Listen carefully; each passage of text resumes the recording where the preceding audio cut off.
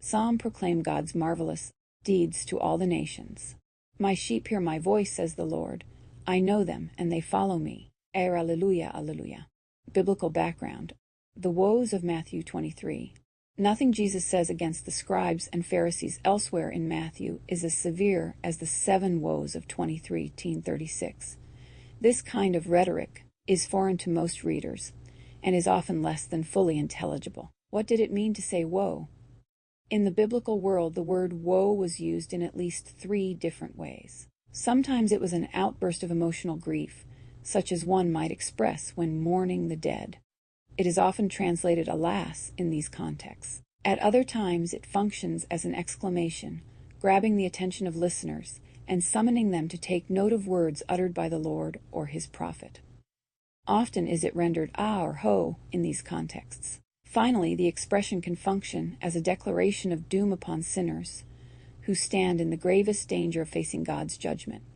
This type of woe was prominent in Israel's prophetic tradition, where it served to alert transgressors that the Lord was about to put the curses of the covenant into effect. Prophetic declarations of woe are closest to what we find in Matt 23.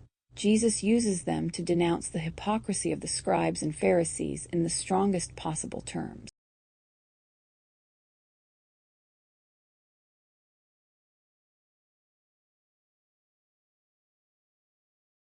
One who swears by heaven swears by the throne of God and by him who is seated on it.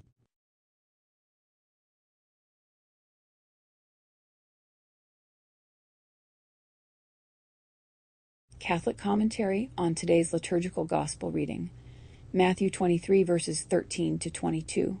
The clouds of controversy finally burst as Jesus thunders against the scribes and Pharisees with a series of 7 woes. Different scholars have proposed different ways to explain their arrangement. It is perhaps most helpful to envision 3 pairs of woes, with each unit based on a common theme, followed by a 7th climactic one. Woes I and II condemn the scribes and Pharisees for being hypocrites who block the way to the kingdom. Not only do they refuse to enter, they also use their influence to dissuade others from trying to enter. It is not that they lack a missionary spirit, for they will expend great effort to make a single convert.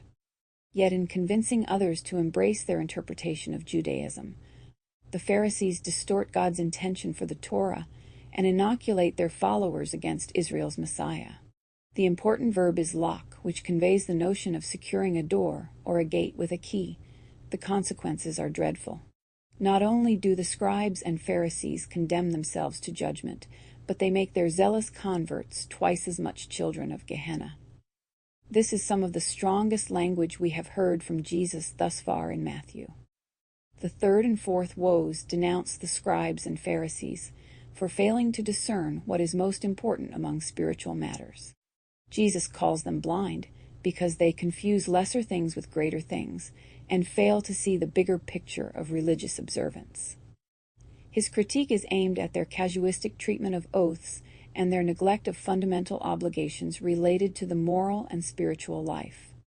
Regarding oaths, the scribes and Pharisees are charged with evading the responsibilities that come sacred pledges. They make hair-splitting distinctions between oaths that are binding, swearing by the gold of the temple or the gift on the altar, and those that are not, swearing simply by the temple or the altar. But the notion that some oaths require fidelity and others do not is a vain attempt to dodge the duties of oath fulfillment. The whole approach is upside down. The temple and altar are the greater realities because they make sacred the gold and the gifts. Besides, all oaths have ultimate reference to God, who dwells in the sanctuary. So the attempt to distinguish between binding and non-binding oaths cannot be justified. The same can be said of swearing by heaven instead of by the throne of God. From the Gospel of Matthew Catholic Commentary. Okay, that was the commentary on today's Gospel, and here's the actual Gospel reading below. Matthew 23, verses 13 to 22. Jesus said to the crowds and to his disciples, "Woe to you, scribes and Pharisees, you hypocrites! You lock the kingdom of heaven before men. You do not enter yourselves, nor do you allow entrance to those trying to enter. Woe to you, scribes and Pharisees, you hypocrites! You traverse sea and land to make one convert, And when that happens, you make him a child of Gehenna twice as much as yourselves.